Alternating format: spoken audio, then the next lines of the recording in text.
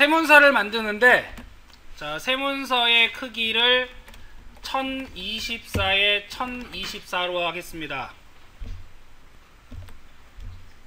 자, 너비 1024픽셀, 높이 1024픽셀, 레졸루션 해상도는 72dpi로 잡고 컬러 모드는 RGB 컬러로 그대로 갈게요. OK 버튼 눌러가지고 자, 새로운 문서를 하나 제작을 해주겠습니다. 그 다음에 왼쪽에 툴바에서 사용자 정의 모양 동구 있죠? 커스텀 쉐입 툴로 아니지. 자, 여기 라운디드 합시다. 모서리가 둥근 사각형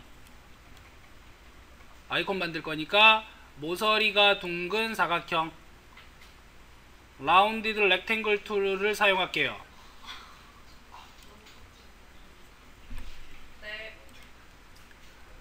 자, 캔버스 배경을 선택을 하게 되면 크리에이트 라운디드 렉탱글 해가지고 만드는, 즉 수치를 입력하는 창이 나오게 되는데, 자, 너비, 높이 당연히 풀로 잡을게요. 1024에 1024. 그 다음에 반경은 220으로 잡겠습니다. 자, 프롬 센터를 체크하게 되면 가운데부터 그리기라는 모드예요. 뭐 요거를 체크해도 되고 체크 안하고 옮겨도 되고 상관없습니다. OK 버튼을 눌러주게 되면은 자, 지금 쉐이프가 하나 내가 찍은 데를 기준으로 해서 생성이 돼요. 왜냐면 프롬 센터를 찍었기 때문에. 만약에 정확하게 가운데 찍고 싶으면 그리드를 만들어서 가이드라인 만들어가지고 가운데를 찍어주면 거기에 딱 만들어지겠죠. 자, 레이어로 가보게 되면은 이렇게 하나의 쉐입이 만들어지게 되는데, 마찬가지로 가운데 배치하려면 두 개의 레이어를 모두 선택한 다음에 이동 도구에서 옵션 바에 세로 가운데, 가로 가운데를 맞춰주게 되면은 이렇게 꽉 채워진 형태의 쉐이프가 자리 잡게 됩니다. 자, 레이어는 만들어 놓은 쉐이프를 선택을 하시고요. 선택을 하고 조정 레이어로 들어갈 거야. 자, 조정 레이어라고 하는 거는 레이어 패널의 맨 밑에 보면 네 번째 한가운데에 있는 아이콘이 있습니다. 반달 모양의 한가운데에 있는 아이콘을 클릭을 하고, 자, 이 중에서 두 번째 그라디언트를 클릭을 해주게 되면 조정 레이어가 하나 만들어져요. 이렇게 이 조정 레이어는 레이어 위에 보면 어저스트먼트라고 하는 패널이 있는데, 여기에 있는 것들이 똑같은 거예요. 요 위에 있는 목록과 아래에 있는 목록이 동일하다. 요건 아이콘화 되어 있는 것 뿐입니다. 그래서 조정 레이어의 어저스트 패널에 보면 맨 끝에 있는 게 그라디언트 맵이라고 하는데 똑같은 거예요. 여기 동일하다라고 생각하시면 되고요. 자, 이렇게 그라디언트 필이라고 하는 창이 나왔으면 일단 그라데이션 설정을 위해서 그라디언트라고 하는 요 놈을 클릭을 해줍니다. 자, 클릭해주게 되면은 그라디언트 에디터가 하나 나오게 되죠. 자, 그라디언트 에디터를 이용해서 내가 색상을 지정해 줄 수가 있을 거예요. 그라디언트 색상을 밝은 파란 계열로 바꿀게요. 자, 색상 바꿀 때는 컬러 스탑에 화살표 쪽에 색상을 눌러주면 되겠죠. 여기를 더블 클릭하면은 컬러 피커가 나오고, 해당 컬러 피커에서 원하는 색상 계열의 값을 선택을 해줍니다.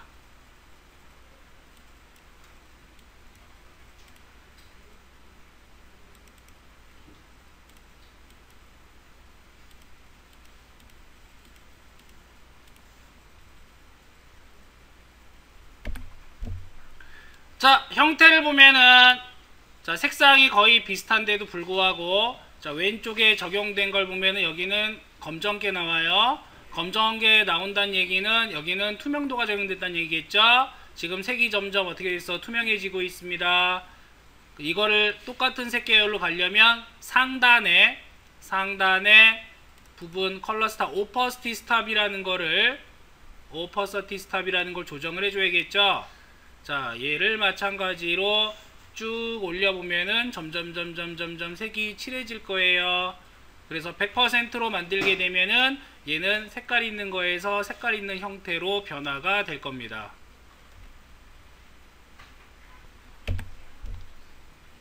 자, 색깔이 정해졌으면 OK 버튼 눌러주겠습니다. 자, 여기에서 옵션들을 보게 되면 일단 스타일은 리니어니까 선형 그라디언트가 되고, 앵글은 그라데이션의 각도를 얘기하는 거죠. 스케일은 크기를 얘기하는 거고, 리버스는 반대로 뒤집어라. 자, 우리가 이제 주의해서 봐야 되는 부분이 뭐냐면 이 디더라고 하는 부분을 좀 봐줘야 돼요. 디더라고 하는 거는 제약 있는 색상에 대해서, 지금은 자연스럽게 나와 있지만 색상의 그 숫자가 제약사항이 있다면 디더링을 체크를 해주면 중간 색상을 얘가 만들어줘요. 그 제약 색상에서. 그러니까 트루 컬러 상태에서는 뭐 굳이 안 해도 되겠지만, 뭐 예를 들어 가지고 GIF 같은 경우는 256색이라는 제약사항이 있겠죠. 그럴 때는 디더를 체크를 해주면 조금 더 자연스러운 색조합이 일어나게 됩니다. 참고삼아 알아두시면 되고요. OK 버튼을 누른 다음에 확인을 해보게 되면 얘는 말 그대로 레이어이기 때문에 위에 별도의 레이어 형태가 만들어지더라 이거야. 지금 보시면 이 형태 어디서 많이 본 형태예요. 형태 자체가 레이어와 마스크가 결합된 상태라는 걸 알 수가 있을 거야. 자, 이제 요 하위에다가 적용을 하기 위해서 얘를 위에 있는 그라디언트 필 1이라고 하는 레이어를 클리핑 마스크 해주겠습니다. 단축키는 Ctrl Alt G 또는 오른쪽 클릭해서 크리에이트 클리핑 마스크를 하거나 있죠. 또는 얘를 그대로 Alt 키를 누른 상태로 클릭을 해주게 되면 클리핑 마스크 처리가 되겠지. 자, 이렇게 해서 적용을 그대로 해주면 우리가 만든 레이어 자체를 여기다가 적용할 수 있다는 얘기죠. 자, 색을 지정해 준 다음에 클리핑 마스크 적용하는 이유는 하나밖에 없습니다. 바로 나중에 수정을 할 때 바로 요값만 수정을 해주면 알아서 적용이 된다는 얘기죠. 그러니까 요거는 이제 계속해서 써먹기 위한 하나의 방법이다. 자, 이제 클리핑 마스크 영역과 그 다음에 클리핑 마스크 한 내용들 두 개의 레이어를 동시에 선택을 해줍니다. 뭐 컨트롤 클릭 또는 쉬프트 클릭을 통해서 이 두 개를 선택을 한 다음에 합칠 건데, 우리가 일반적으로 알고 있는 머지를 쓰는 게 아니라 얘네들을 스마트 오브젝트로 바꿀 거예요. 자, 오른쪽 클릭을 하게 되면 자, 스마트 오브젝트라고 하는 내용을 찾아서 적용을 해줍니다. 자, 그러면 이 상태에서 오른쪽 클릭에 Convert to Smart Object, 스마트 오브젝트로 변환을 클릭하게 되면 두 개가 머징 됩니다. 합쳐지면서 레이어의 형태가 바뀌어요. 자, 결합이 됐다는 표시가 나오게 돼요. 자, 지금 요 아이콘 우측에 하단에 있는 아이콘이 스마트 오브젝트로 바뀌었다. 그러니까 레이어가 하나의 오브젝트로 만들어졌다라는 의미가 됩니다. 자, 이제 여기에서부터는 앞으로 수정하는 모든 내용들은 전부 다 원본으로 돌릴 수도 있고, 하나를 수정하면은 다 같이 바꿀 수 있는 형태가 된 거예요. 자, 크롭 툴을 이용해서 선택해 주세요. 크롭 도구 단축키는 C죠. 자, 우측에 확장을 해 주겠습니다. 조금만 늘려줄게요.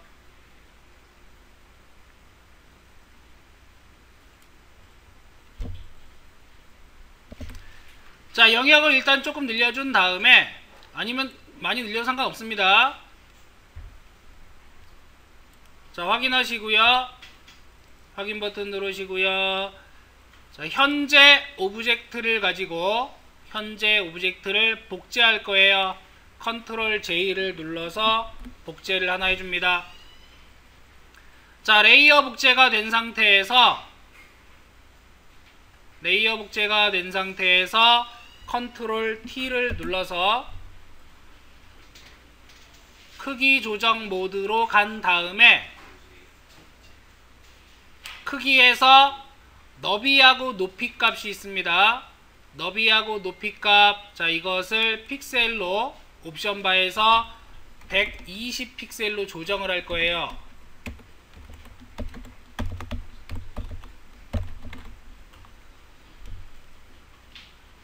(120 픽셀로) 조정을 하면은 여기 가운데 영역에 박스가 하나 나오게 되죠. 자, 이렇게 나온 상태에서 확인을 누르고 이동 도구를 이용해서 그대로 이동해서 빼냅니다.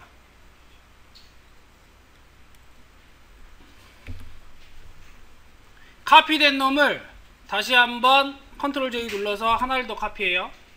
그리고 컨트롤 T를 눌러서 이번에는 너비를 80 픽셀로 잡겠습니다. 너비 높이 전부 다 80 픽셀.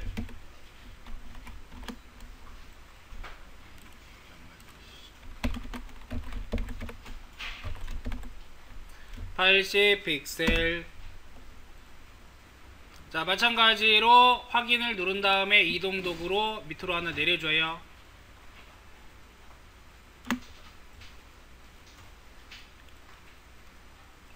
자, 또 컨트롤 J 한 번 더 복제하고 컨트롤 T 크기 조정, 이번엔 58 픽셀짜리 하나 만들게요.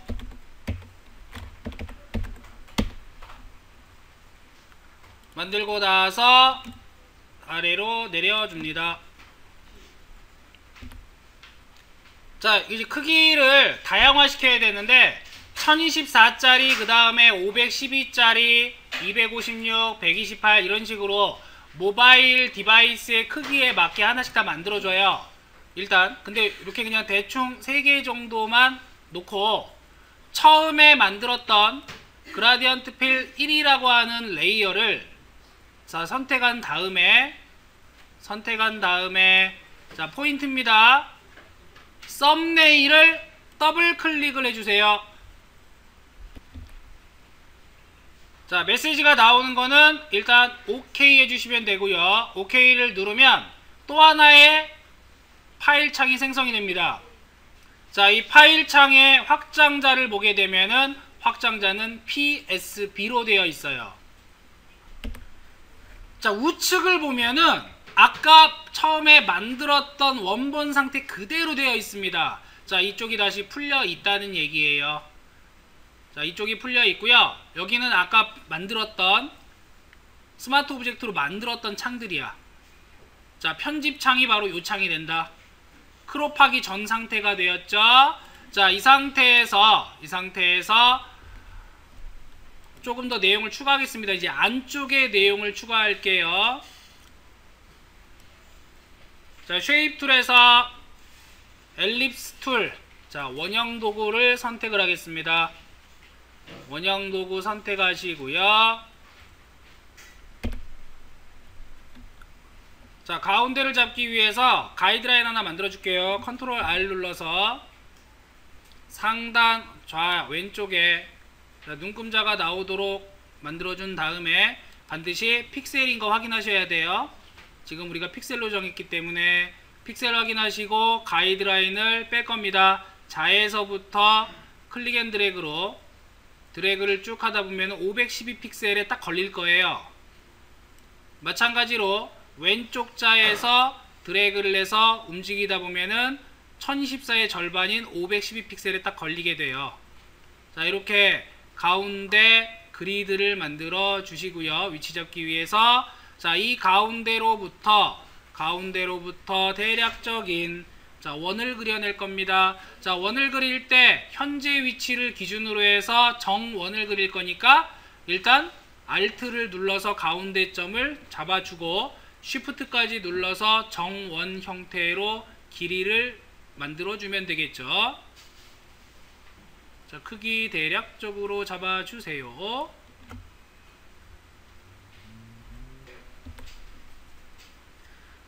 자, 상단의 옵션 바에서 필 안 쓸 거야. 없애세요. 필은 노 컬러. 스트로크. 자, 스트로크에서 색상을 지정할 건데요. 뭐 여기 색상 값이 흰색 계열로 가겠다. 그 다음 두께 나오죠. 자, 두께는 25포인트 정도로 잡고요. 흰색 계열에 선색을 주고 두께는 25포인트 정도. 그 다음 선의 종류는 실선으로 하되 자, 정렬 얼라인 값은 맨 끝에 있는 세 번째 옵션 선택을 하도록 하겠습니다. 자, 바깥쪽이에요. 세 번째는 바깥쪽 옵션. 자, 두 번째 거는 가운데 옵션, 첫 번째 거는 안쪽. 그러니까 쉐이프에 대해서 우리가 만든 이 패스에 대해서 위치를 안쪽으로 잡을 건지 아니면 가운데로 잡을 건지 아니면 바깥쪽으로 잡을 건지, 자, 요걸 잡아주는 영역이 된다. 뭐 크기가 너무 크게 잡혀 있으면 좀 줄이면 되고, 안쪽으로 잡으면 되고, 적당하면 가운데로 해도 되고. 자, 이런 식으로 맞춰줍니다. 자, 이제 레이어가 하나 만들어졌고요.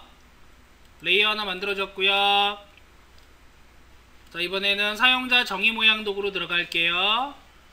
커스텀 쉐입 툴로 들어가서 상단의 쉐이프를 모두 확장한 다음에, 자, 여기에서 8분 음표,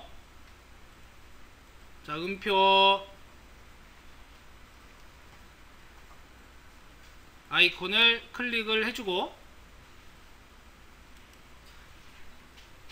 자, 선택을 해주고 그려줄 겁니다.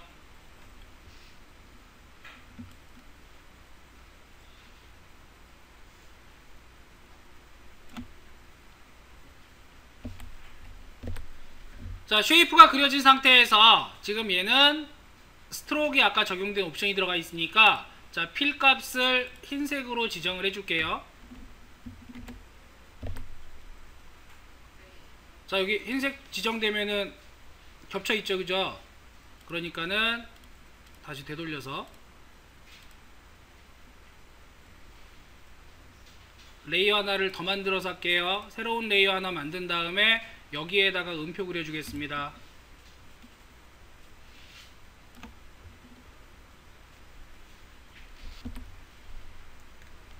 자, 필 컬러는 흰색, 스트로크 흰색, 좀 더 굵게 하려고 흰색 잡아주고, 두께는 한 10포인트.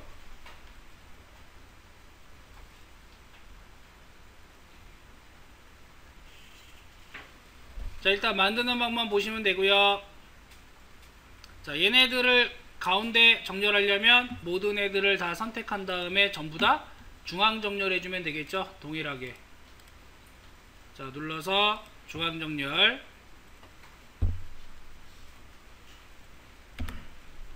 자, 됐으면 컨트롤 S 눌러서 저장을 할게요. 간단하게 저장을 하시고 다시 원본 PSD 쪽으로 돌아오면은, 자, 만들어 놓은 모든 아이콘에 똑같이 적용이 되어 있습니다.